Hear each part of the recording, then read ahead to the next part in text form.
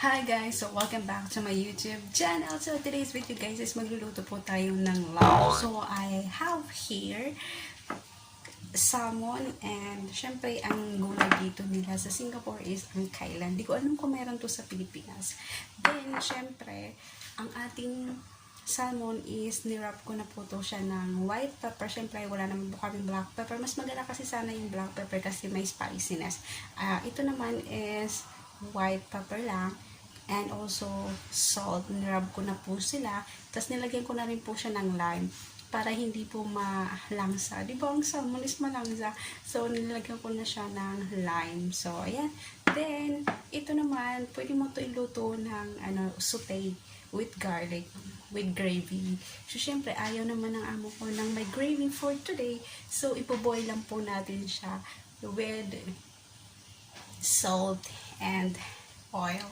Ganun lang po siya. And then, syempre, ang pagluluto natin ng ating tuna o ang ating salmon is kunting mantika lang sa kawali natin. Kasi hindi naman tutulad ng ibang fish na kailangan madami yung umaapaw na mantika para pang prito.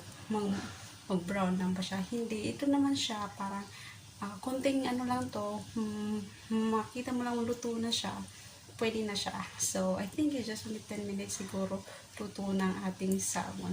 So, tara, simulan na po natin ang ating pagluluto sa ating dinner. Kasi mag-prepare na po ako. So, tara,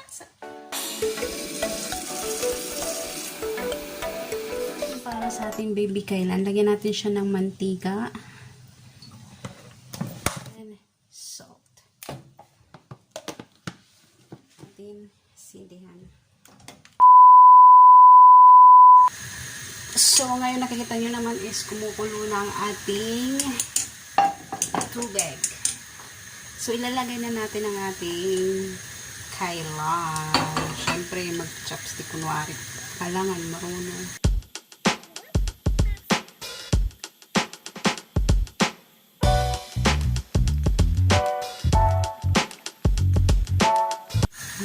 Switch off natin ang ating apoy. Siyempre, iset aside natin. Then, mag-prepare tayo ng ating kawali.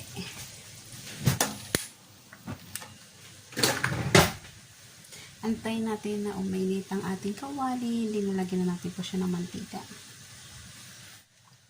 So, habang inaantay yung uminit ang ating kawali, mag-prepare na po tayo ng ating Kailan. So, kung nakita nyo naman ang ating baby Kailan is green na green. Diba? Sarap. So, ngayon naman ang lulutuin natin is ang salmon. Then, ngayon lagyan natin ng konting mantika around. Ayan, enough na yan. So, kailangan lang natin siya spread para hindi dumikit ang ating salmon. So, antayin na lang po natin siya na uminit yung ating kawali. So, I think mainit na yung ating kawali. See? So, ilalagay na natin yung ating salmon. So, syempre, ang unahin natin ilagay yung salmon yung skin. Just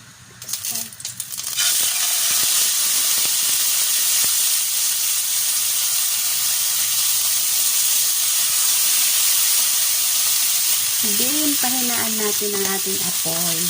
Mahirap lang yung malaki, din sulong na. Then, takpan po natin. Ayan na siya. So, ipiplit up natin. Flip up. Flip. Ayan. Sira na yung skin.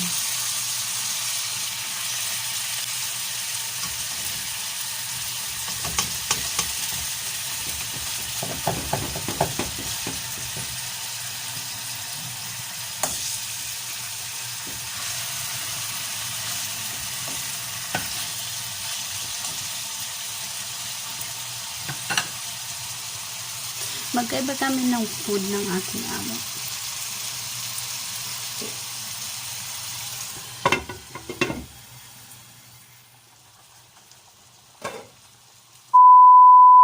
So, as you can see, look. Wow. Oh, look.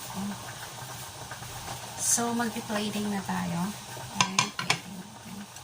So, I'm Lisa.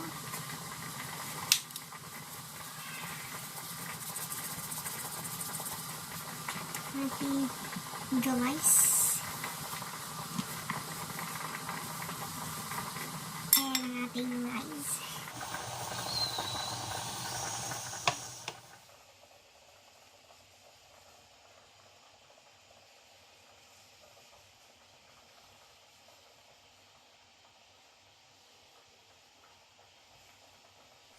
hey, ayun na nga po, tapos na tayo magluto ng ating dinner. So, syempre, magkaiba kami ng dinner ng aking amo. Ang aking amo is rice with salmon and the vegetables. So, ang akin naman prepare is salmon at ang aking boiled potato.